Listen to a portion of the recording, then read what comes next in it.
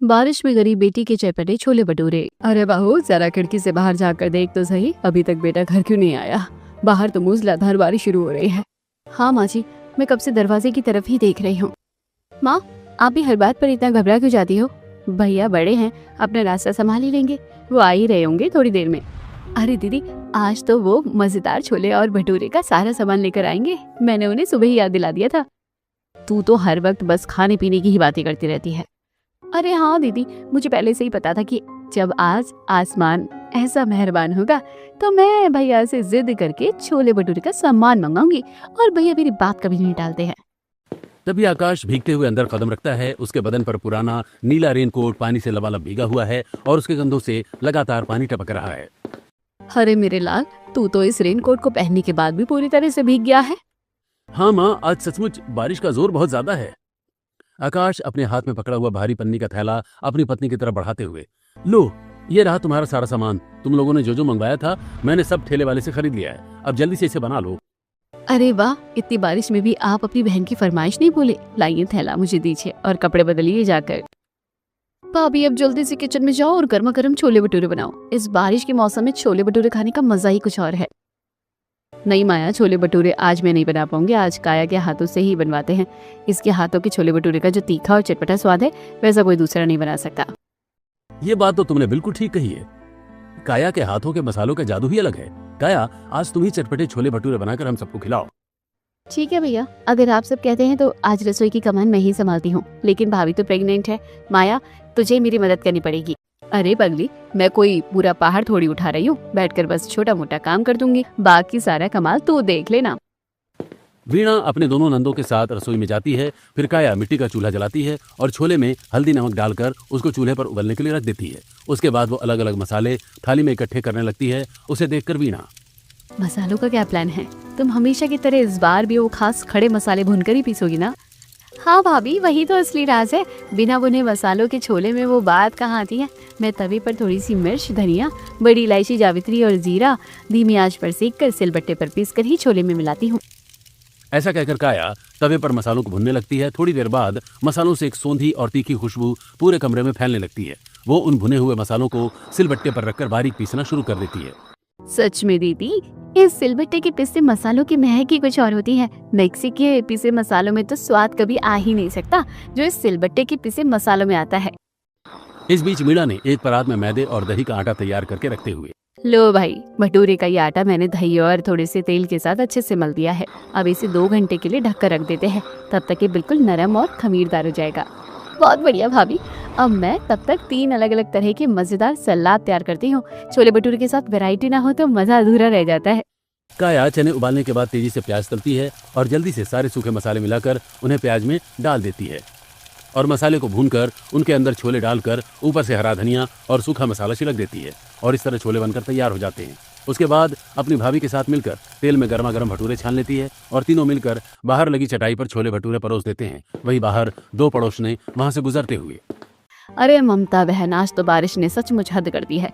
रास्ते में पूरा पानी भर गया है, पैर रखना भी मुश्किल हो गया है। हाँ बहन, बिल्कुल सही कह रही हो। सोच रही थी कि कहीं किसी के घर जाकर थोड़ी देर रुक जाए, पैर भी थक गए हैं। अरे रुको रुको, ये क्या शानदार खुशबू आ रही है, सुंघो जरा। लगता है पास वाले घर में कुछ बहुत ही स्वादिष्ट पक रहा है। अरे हाँ, ये तो पक्का छोले भटूरे की महक है, और इतनी जबरदस्त खुशबू काया ही बना सकती है। चलो बिना बुलाए ही सही, जरा अंदर चलकर देखते हैं। वैसे भी इस मौसम में गर्मा गर्म छोले भटूरे मिल जाए तो दिन बन जाए। भावना और ममता दोनों सीधे आकाश के घर में आती हैं। उन्हें देखकर माधुरी, अरे भावना जी और ममता जी, आइए आइए। इस मूसलाधार बारिश में अचानक इधर कैसे आना हो गया? बैठिए अंदर। अरे माधुरी बहन, पूछो ही मत, तुम्हारे घर के पास से गुजर रहे थे, तभी तुम्हारी रसोई से ऐसी छोले भटूरे की खुशबू आई कि हमारे कदम खुद ब खुद खींचे चले आए। काया बेटी के हाथों का जादू ही ऐसा है कि मोहल्ले का बच्चा बच्चा इसकी खुशबू से पहचान जाता है कि आज इनके यहाँ कुछ खास बन रहा है। अरे चाची जी, आप बिल्कुल सही वक्त पर आई हैं। हाँ, बस मैं खाना ही लगा रही हूँ, आप दोनों भी खा लीजिए। सभी लोगों के साथ भावना और ममता भी चटाई पर बैठकर गर्मा गर्म छोले भटूरे खाती हैं और छोले भटूरे खाकर तारीफ करते हुए भावना, वाह क्या गजब स्वाद है। सच कहती हूँ, ऐसा चटपटा और मसालेदार स्वाद मैंने बड़े बड़े ढाबों या होटलों में भी कभी नहीं चखा। बिल्कुल सही काया बेटा, तेरे हाथों में वाकई भगवान ने कोई खास हुनर दिया है। पेट भर गया, लेकिन मन अभी भी और खाने की जिद कर रहा है। भावना और ममता भरपेट छोले भटूरे खाकर वहां से चली जाती हैं। वहीं सभी परिवार वाले भी छोले भटूरे खाकर सो जाते हैं। अगली सुबह सभी लोग रात के बचे हुए छोले भटूरे खाते हैं। नाश्ता करने के बाद वीणा बर्तन समिति लगाती है। तभी माया, अरे भाभी, आप आराम से बैठिए, मैं सारी बर्तन धो देती हूँ। आप अपना और आने वाले बच्चे का ख्याल रखिए। तू रहने दे माया, तेरा कॉलेज जाने का वक्त हो रहा है और तू जल्दी से अपनी किताबें उठा और कॉलेज के लिए निकल, वरना लेक्चर छूट जाएगा।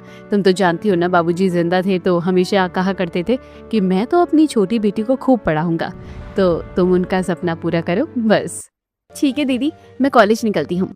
ऐसा कहकर माया कॉलेज के लिए निकल जाती है। फिर आकाश सभी से, चलो अब मैं भी अपने काम पर निकलता हूँ। आज नदी किनारे वाले पत्थर काटने का ठेका समय पर पूरा करना है। आकाश अपना छोटा सा झोला उठाकर घर से बाहर निकल जाता है। कुछ ही देर में वो नदी के किनारे बने स्टोन कटर यार्ड में पहुंच जाता है। वहाँ कई और बड़े मजदूर बड़े बड़े पत्थरों को हथौड़ों और मशीनों से तराशने के काम में जुटे थे।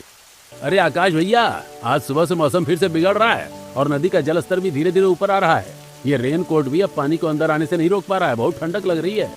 हाँ हरिया, मैं जानता हूँ, बस ये आखिरी बड़ा पत्थर बचा हुआ है। इसे बीच से काट लूं ताकि आज की मजदूरी पूरी पक्की हो जाए। तू पहले निकल, मैं बस 2 मिनट में पीछे आ रहा हूँ। हरिया अपना सामान समेटकर जाने लगता है। इधर आकाश अकेले ही उस बड़े पत्थर को काटने में लगा हुआ है। तभी अचानक नदी में उफान आता है और पानी का तेज रीला किनारों को पार करते हुए यार्ड की तरफ बढ़ने लगता है। अरे बाप रे, ये पानी इतनी तेजी से कैसे आ गया? आकाश घबराहट में खड़े होकर जैसे ही पीछे मुड़कर भागने की कोशिश करता है, उसका पैर गीली काई और चिकने पत्थर पर फिसल जाता है। वो संतुलन खो बैठता है और जोर से सीधे नीचे नुकीले पत्थरों पर जा गिरता है। मेरी कमर बचाओ, मुझे बहुत जोर से चोट लगी है। आकाश की चीख सुनकर आसपास के बाकी मजदूर तुरंत दौड़कर उसकी तरफ आते हैं और उसे उठाकर किनारे लाते हैं। अरे जल्दी करो भाई, जल्दी से कोई ठेला या गाड़ी का इंतजाम करो, इन्हें तुरंत अस्पताल ले जाना होगा। सभी मजदूर मिलकर एक ऑटो में डालकर आकाश को अस्पताल ले जाते हैं। इधर खबर पाकर आकाश के परिवार वाले भी अस्पताल पहुंच जाते हैं। कुछ देर बाद डॉक्टर कमरे से बाहर आते हैं। देखिए, जान को कोई बड़ा खतरा नहीं है, लेकिन इनकी रीढ़ की हड्डी और कमर के हिस्से में फ्रैक्चर आ गया है। कम से कम साल भर तक ये बिस्तर से बिल्कुल नहीं उठ पाएंगे। इन्हें पूरा आराम चाहिए।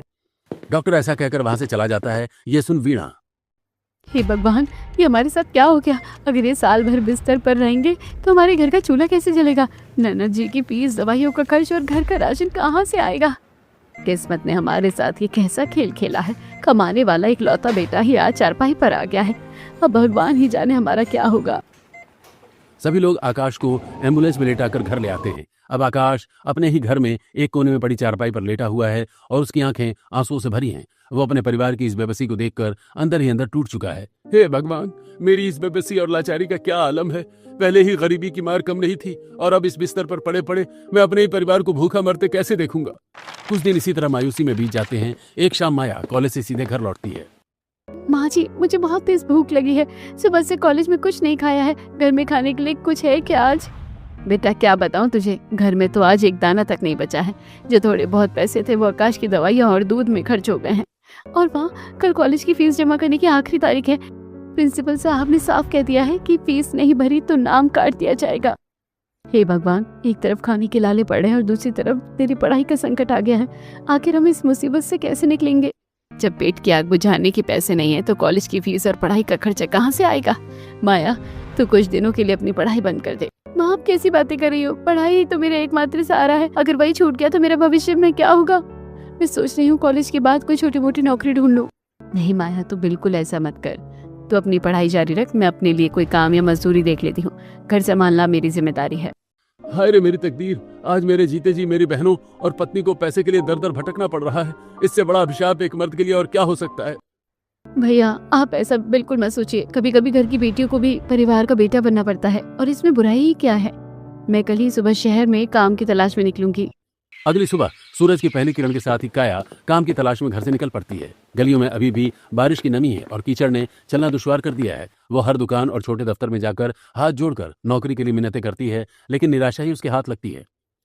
नमस्ते साहब, क्या आपके पास कोई खाली जगह है? मैं कोई भी छोटा मोटा काम कर लूंगी। मुझे बस अपने परिवार के लिए कुछ पैसे चाहिए थे। अरे लड़की, इस बारिश के मौसम में वैसे ही व्यापार ठप पड़ा है। तू यहाँ काम मांगने आ गई? जा किसी और जगह तलाश कर, यहाँ मेरे पास कोई जगह नहीं है। काया मायूस होकर खाली हाथ वापस घर की ओर कदम बढ़ाती है। इस समय झमाझम बारिश होने लगती है। तभी रास्ते में उससे भावना मौसी छाता लिए हुए मिलती हैं। अरे काया बेटा, तो इस बारिश में भीगती हुई कहाँ जा रही है? देख, तेरा पूरा शरीर कांप रहा है। आ जल्दी से मेरे घर के अंदर आजा, थोड़ी बारिश रुक जाएगी तब चले जाना। काया भावना के घर के बरामदे में जाकर बैठ जाती है। भावना उसे पानी पिलाती है और फिर क्या बात है काया बेटा, तू इतनी उदास क्यों दिख रही है? मुझे बता क्या परेशानी है आखिर। काया अपनी सारी परेशानी, आकाश की चोट और घर की तंगी का पूरा हाल भावना को बता देती है। मौसी, मुझे समझ नहीं आ रहा कि क्या करूं। काम कहीं नहीं मिल रहा और घर में माँ और भाभी को भूखा देखना अब मुझसे बर्दाश्त नहीं होता है। लगता है मेरी किस्मत में सिर्फ जिल्लत और गरीबी ही लिखी है। बेटा तू इतनी उदास मत हो। भगवान जब एक रास्ता बंद करता है तो 100 रास्ते खोलता है। सब्र रख, वक्त किसी का एक जैसा नहीं रहता। तू हिम्मत मत हार, मैं अभी आती हूँ। भावना अंदर जाती है और कुछ रुपए निकाल कर लाती है और वो उन पैसों को काया के हाथों में थमा देती है। ले बेटा, ये कुछ पैसे रख, इससे अपनी छोटी सी शुरुआत कर। और तुझे काम ढूंढने की क्या जरूरत है? तू तो खुद एक हुनरमंद लड़की है। पर मौसी, मैं इन पैसों से क्या करूंगी? मुझे तो कुछ समझ नहीं आ रहा। अरे पगली, तेरे हाथों में वो छोले भटूरे बनाने का जो जादू है उसका मुकाबला कौन कर सकता है? उस स्वाद के दीवाने तो मोहल्ले के सारे लोग हैं। तू किसी और की नौकरी करने के बजाय खुद का छोले भटूरे का काम शुरू कर। देखना थोड़े ही दिनों में लोग खुद तेरी दुकान पर खींचे चले आएंगे। छोले भटूरे का काम? क्या ये सच में चल पाएगा? यकीन रख बेटा, अगर तेरी मेहनत में ईमानदारी है तो भगवान तेरी जरूर सुनेगा। जा, आज से ही तैयारी शुरू कर दे। काया एक नई उम्मीद और जोश के साथ घर लौटती है। जब वो घर पहुंचकर ये बात अपनी माँ और भाभी को बताती है तो उनके चेहरों पर भी आशा की एक किरण दिखाई देती है। ये तो बहुत ही नेक विचार है बेटा। तू हुनरमंद तो है ही, फिर हमें डर किस बात का है? हम सब तेरे साथ है। दीदी, आप छोले भटूरे बेचने की तैयारी करो, मैं चटनी और सलाद बनाऊंगी। और मैं भटूरे का आटा तैयार करने और भटूरे बनाने में तुम्हारी पूरी मदद करूंगी माया। चलो, आज से ही हम अपनी मेहनत की नई कहानी शुरू करते हैं। अब काया है और माया दोनों बाजार जाती हैं और किराने की दुकान से छोले और सारे सूखे मसाले खरीद लेती हैं और फिर वो दोनों सब्जी मंडी जाती हैं और धनिया, पुदीना, हरी मिर्च और हरी धनिया भी खरीद लेती हैं। काया, माया और वीणा तीनों रसोई में जाती हैं और छोले भटूरे बनाने लगती हैं। थोड़ी देर में तीनों मिलकर गर्मा गर्म छोले भटूरे, चटनी और सलाद तैयार कर लेती हैं। उसके बाद हॉल में आकर काया, छोले भटूरे तो हम सबने मिलकर बना लिए हैं, लेकिन उसे बेचेंगे कहाँ? मैंने अपने एक दोस्त से ठेला उधार लेने की बात की थी। मेरा दोस्त ठेला बाहर छोड़कर चला गया होगा। तुम उसी ठेले पर घर के आंगन में ही अपनी छोले भटूरे की दुकान लगा लो। उसके बाद काया, माया और वीणा तीनों मिलकर ठेले पर छोले भटूरे, प्लेट, कढ़ाई, तवा और घर में रखा मिट्टी का तेल का स्टोव रखकर अपनी दुकान सजा लेते हैं। लेकिन तभी अचानक बारिश का मौसम बनने लगता है, जिसे देखकर काया, भाभी, हमने अपनी दुकान तो यहाँ लगा ली, लेकिन बारिश का मौसम बन रहा है और अगर यहाँ पानी भर गया तो हम यहाँ पर छोले भटूरे कैसे बेचेंगे? तभी हाथों में तिरपाल लिया माधुरी वहां आती है। लो बेटा तिरपाल, हमने घर में संभाल कर रखा था, आज तुम लोगों के काम आएगा। अब जल्दी से बस कुछ डंडों का इंतजाम करके उसे गाड़ कर उसके ऊपर ही तिरपाल लगा दो, ताकि यदि बारिश हो तो तुम्हारी दुकान खराब ना हो। ये सुनकर काया और माया पड़ोस वालों से घर से बांस के डंडे मांग कर ले आती हैं और उन्हीं डंडों के ऊपर से तिरपाल तान देती हैं और एक बोर्ड भी लगा देती हैं जिस पर लिखा था छोले भटूरे सिर्फ 30 रुपए प्लेट। इस तरह उनकी दुकान तैयार हो जाती है। उन्हें इंतजार करते हुए काफी देर हो जाती है, लेकिन कोई भी ग्राहक नहीं आता। तब काया अपनी भाभी से, देखो भाभी, कितनी देर हो गई है और अभी तक एक भी ग्राहक नहीं आया। क्या मौसी की बात मानकर मैंने कोई गलत फैसला तो नहीं ले लिया है? तू घबरा मत काया, अभी तो हमने दुकान खोली है। खुशबू जब बाहर हवा में फैलेगी तो ग्राहक खुद ब खुद यहाँ रुकेंगे।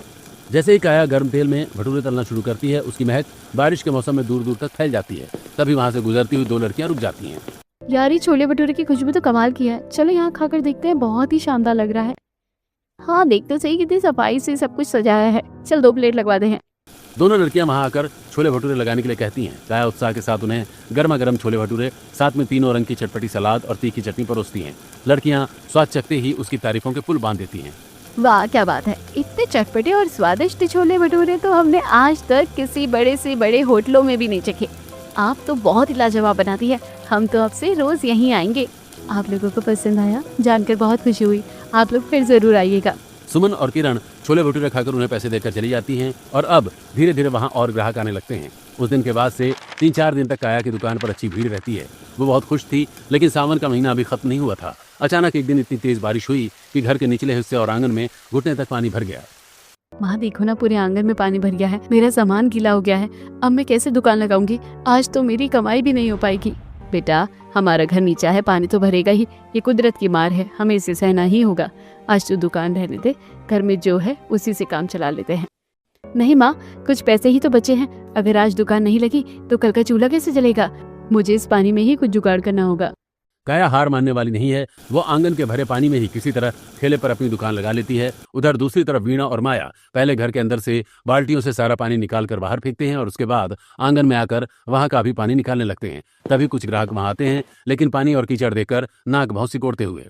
छी छी, इतने गंदे पानी और कीचड़ में बैठकर छोले भटूरे कौन खाएगा? यहाँ तो गंदगी के छींटे पड़ रहे हैं, रहने दो भाई, हमें नहीं खाना।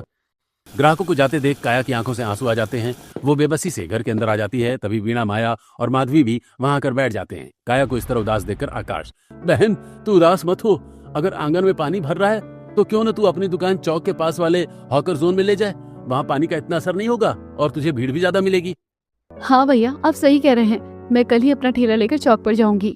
अगली सुबह माया, काया और वीणा पूरी टीम मिलकर उस ठेले को अच्छे से सजाती हैं। छोटी बहन कॉलेज की पढ़ाई में व्यस्त होती है।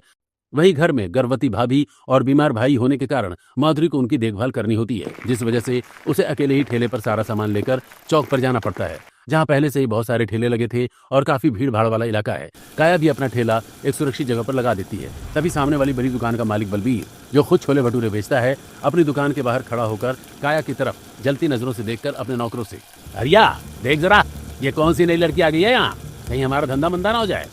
हाँ मालिक, और आप ये तो देखो कि उसके आते ही उसके ठेले पर ग्राहकों की भीड़ लग गई है और ग्राहक तारीफ भी कितनी कर रहे हैं। हाँ अरिया, बात तो सही कह रहा है, जा जरा पता करके आ कि आखिर ग्राहक इतनी तारीफ क्यों कर रहे हैं। जी मालिक, अभी देख कर आता हूँ। हरिया भीड़ में जाकर छोले भटूरे खा रहे ग्राहकों की बातें सुनता है। अरे भैया, इतने स्वादिष्ट छोले भटूरे तो मुझे कहीं और मिले ही नहीं। हाँ भाई, एक तो इतना लाजवाब स्वाद, ऊपर से इतना सस्ता, सिर्फ 30 रुपए में 2 भटूरे और 1 कटोरा छोले, कहीं और नहीं मिलते। हमारा बलवीर सेठ तो इतने ही छोले भटूरे 100 रुपए में देता है और टेस्ट भी इतना अच्छा नहीं होता। सही कह रहे हो भैया, अब तो हम छोले भटूरे खाने यहीं आएंगे। हरिया ग्राहकों की बातें सुनकर सेठ जी के पास वापस आता है और सेठ जी को सारी बातें बताते हुए, सेठ जी, ग्राहक तो बहुत खुश हैं, वो कह रहे हैं कि आप तो 100 रुपए प्लेट बेचते हो और वो तो सिर्फ 30 रुपए में इतना स्वादिष्ट खाना दे रही है कि आपका स्वाद उसके सामने कुछ भी नहीं है। क्या 30 रुपए में? ये तो हमारे धंधे को मिट्टी में मिला देगी, कुछ ना कुछ तो करना ही पड़ेगा। बलवीर थोड़ी देर कुछ सोचता है, उसके बाद बलवीर खुद काया के ठेले पर पहुंचता है और ग्राहकों के सामने नाटक शुरू करता है। अरे भाई, जरा मुझे भी तो 1 प्लेट छोले भटूरे दे, मैं भी तो खाकर देखूं कि तू कैसे छोले भटूरे बनाती है। जी अभी देती हूँ। अब काया 1 प्लेट में छोले भटूरे, चटनी और 3 तरह की सलाद निकालकर प्लेट सजाकर सेठ जी को दे देती है। बलवीर सेठ छोले भटूरे चखते हुए, क्यों लड़की, क्या बेच रही है या बासी और सड़ा हुआ खाना? देख रहा हूँ तू लोगों की सेहत के साथ खिलवाड़ कर रही है। ये छोले तो 2 दिन पुराने लग रहे हैं। सेठ जी, आप ये क्या कह रहे हैं? मैं तो अभी सुबह ही ताज़ा बना कर लाई हूँ। झूठ मुझे मत सिखा, मैं छोले भटूरे की रग रग से वाकिफ हूँ और तुम लोग इसकी बातों में मत आओ, वरना बीमार पड़ जाओगे। बलवीर की बातों से ग्राहक डर जाते हैं। सेठ जी, सालों से छोले भटूरे बेच रहे हैं, अगर वो कह रहे हैं कि छोले भटूरे बासी हैं तो ये बासी ही होंगे। हाँ भाई, चलो चलो, हमें नहीं खाना ये बासी छोले भटूरे, वरना इस बारिश के मौसम में तो हम बीमार पड़ जाएंगे। डरे हुए ग्राहक अपना ऑर्डर कैंसिल करके जाने लगते हैं। काया मायूस होकर खड़ी रह जाती है। तभी एक युवक कबीर, जो भीड़ में खड़ा सब देख रहा था, आगे आता है। मैडम, मुझे 1 प्लेट छोले भटूरे दे दीजिए, मैं चेक कर देखता हूँ। काया उसे 1 प्लेट छोले भटूरे दे देती है। कबीर बड़े मजे से उसे खाता है और ऊंची आवाज में बोलता है, अरे वाह, ये तो बहुत ही शानदार है। सेठ जी, आप शायद गलतफहमी में हैं, ये स्वाद तो किसी बड़े रेस्टोरेंट से भी बेहतर है। आप इतने सस्ते क्यों दे रही है मैडम? इसे तो 100 रुपए प्लेट भी बेचा जा सकता है। कबीर की बात सुनकर जो ग्राहक चले गए थे वो भी वापस मुड़ जाते हैं। सब उसकी तारीफ करने लगते हैं और काया से छोले भटूरे खरीद कर खाने लगते हैं। काया को अब कुछ तसल्ली मिलती है। थोड़ी देर बाद फ्री होकर आसपास देखते हुए अपने आप से, अरे कहाँ चला गया वो लड़का जिसने मेरी मदद की? मैं तो उसे थैंक्स भी नहीं कह पाई। ऐसे ही शाम हो जाती है। काया शाम को अपनी दुकान बंद करती है और घर आकर सारी बातें अपने भैया, भाभी, माँ और बहन को बताते हुए, अगर वो लड़का मेरी मदद करने के लिए आगे नहीं आता तो बलवीर सेठ ने तो आज मेरी सारी दुकानदारी ही खराब कर दी थी। ये तो बहुत खुशी की बात है कि तुम्हारी दुकान अच्छी तरह चल पड़ी। हाँ भाभी, और ये रहे घर के खर्चे के पैसे। माया, ये तेरी फीस और भैया की दवाइयों के पैसे, तो भैया के लिए दवाइयाँ ले आना। सभी लोग बहुत खुश हो जाते हैं। अगले दिन काया फिर से हॉकर जोन में छोले और भटूरे का ठेला लेकर पहुंच जाती है और अपनी दुकान सजा लेती है। थोड़ी देर बाद काया देखती है कि थोड़ी दूर पर खड़ा कबीर काया का वीडियो बना रहा है। ये देखकर काया मन ही मन, ये लड़का दूर खड़ा होकर मेरी वीडियो क्यों बना रहा है? उसने मेरी मदद की थी, इसका मतलब ये नहीं कि वो मेरी वीडियो बनाएगा। तभी कुछ ग्राहक वहां आकर काया के छोले भटूरे मांगते हुए, दीदी, मैंने सुना है कि आप बहुत ही स्वादिष्ट छोले भटूरे बनाती हो, जरा 1 प्लेट मुझे भी लगा देना। हाँ भैया, मैं अभी देती हूँ। काया जल्दी जल्दी छोले भटूरे की प्लेट सजाकर ग्राहकों को देती है। सभी ग्राहक छोले भटूरे खाकर काया की तारीफ करने लगते हैं। सामने अपनी दुकान पर बैठा बलवीर सेठ ये सब देखकर अपने नौकर हरिया से, देख रहा हरिया, इस नई लड़की के छोले भटूरे की दुकान तो ज्यादा ही चल रही है, हमें कुछ न कुछ तो करना ही पड़ेगा। ऐसे ही काफी देर बीत जाती है और काया की दुकान पर ग्राहकों की संख्या कम नहीं होती बल्कि बढ़ती जाती है। जहां एक तरफ कबीर लगातार छाया की वीडियो बना रहा था, तो वहीं दूसरी तरफ सेठ बलवीर काया की दुकान की भीड़ देखकर जल रहा था। तभी झमाझम बारिश होने लगती है और ग्राहकों का आना कम हो जाता है। उसी समय काया गुस्से में कबीर के पास जाती है। आप मेरी वीडियो क्यों बना रहे हो? मैं नहीं चाहती कि मेरी दुकान की कोई वीडियोग्राफी हो। मैं तो बस ऐसे ही, खैर अगर आपको बुरा लग रहा है तो मैं बंद कर देता हूँ। कबीर वीडियो बंद कर देता है। इधर हरिया काया की दुकान में जाकर उसके स्टोव के मिट्टी के तेल में पानी मिला देता है। सेठ बलवीर ने उसके कान में हेडफोन लगाकर उसे भेजा था। उसी समय बलवीर देखता है कि काया अपनी दुकान की तरफ वापस आ रही थी। तब सेठ बलवीर हरिया से, हरिया जल्दी कर, वापस आ क्योंकि वो आ रही है। हरिया दौड़कर सेठ जी के पास वापस आ जाता है और कहता है, सेठ जी मैंने उसके स्टोव के तेल में पानी मिला दिया है, अब देखना इसका स्टोव जलेगा ही नहीं, फिर ये छोले भटूरे कैसे बनाएगी।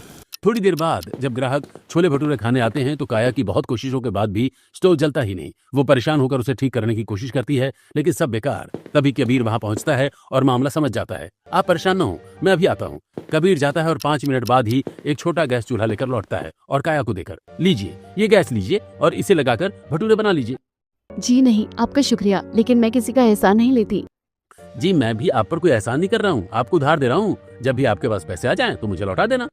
काया कबीर की बात सुनकर वो गैस स्टोव ले लेती है और उसे जलाकर भटूरे तलने लग जाती है और छोले भटूरे लगाकर सभी ग्राहकों को देती है। ग्राहक फिर से छोले भटूरे खाकर काया की तारीफ करने लगते हैं, जिसे दूर अपनी दुकान पर बैठा देख बलवीर अपने नौकर हरिया से, हरिया तेरे सारे काम उल्टे होते हैं। उस लड़की की दुकान तो फिर से चल पड़ी और यहाँ हमारी दुकान पर सिर्फ मक्खियाँ उड़ रही हैं। सेठ जी ये बात तो आप सही कहते हैं, तो क्यों ना हम इन मक्खियों को ही अपना ग्राहक बना ले।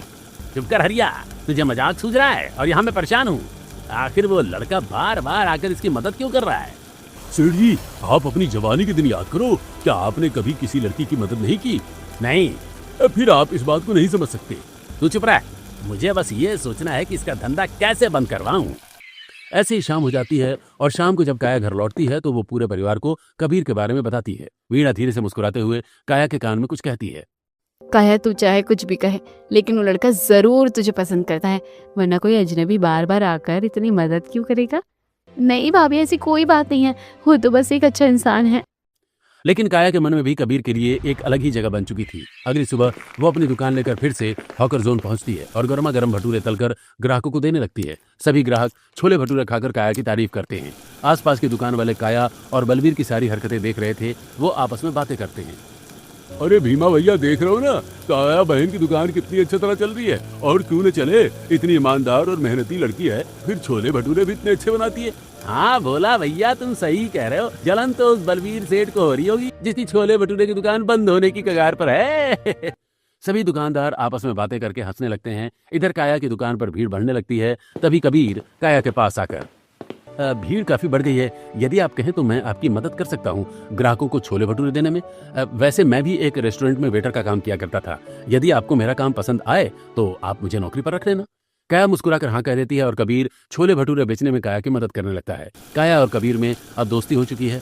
काया हर दिन छोले भटूरे की दुकान लगाती है और हर दिन कबीर आकर उसकी मदद करता है। ऐसे ही कुछ दिन बीत जाते हैं। एक दिन काया छोले भटूरे बेच रही थी, उसी समय कबीर वहां आता है और काया की मदद करने लगता है। तब काया कबीर से, आ गए आप? मुझे आपसे कुछ बात करनी थी। हाँ बोलो, क्या बात करनी है? आप इतने दिनों से मेरी मदद कर रहे हैं, क्या आप मुझे पसंद करते हैं? नहीं काया, आप गलत समझ रही हैं। मैं आपकी मदद इसलिए करता था क्योंकि मैं आपकी छोले भटूरे की रेसिपी जानना चाहता था। क्या रेसिपी जानना चाहते हैं? लेकिन क्यों? आप तो किसी रेस्टोरेंट में वेटर थे ना, भला किसी वेटर को छोले भटूरे की रेसिपी जानने की क्या जरूरत?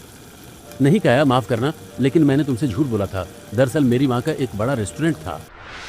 एक बड़े से रेस्टोरेंट के किचन में गंगा देवी सभी कुक को छोले और भटूरे की रेसिपी बनाने के लिए गाइड कर रही थी। देखो, छोले भटूरे का मसाला हमेशा तवे पर भूंजकर सूखा पीसकर ऊपर से डालना है, और हाँ, दही के साथ अच्छे से मसालों को मिक्स करके अच्छी तरह भूनना, और तुम भटूरे का आटा 2 घंटे के लिए गूंथ कर रख दो। उसी समय कबीर वहां आकर, माँ आपको पता है बाहर हमारे रेस्टोरेंट में बहुत भीड़ है। दिन ब दिन हमारे रेस्टोरेंट के छोले भटूरे की प्रसिद्धि बढ़ती ही जा रही है। हाँ बेटा, तेरी कामयाबी देखकर मुझे बहुत खुशी होती है। आखिर तेरी माँ भी मैं हूँ और पिता भी मैं। तेरे पिता के जाने के बाद ये रेस्टोरेंट हम दोनों ने मिलकर ही तो संभाला है।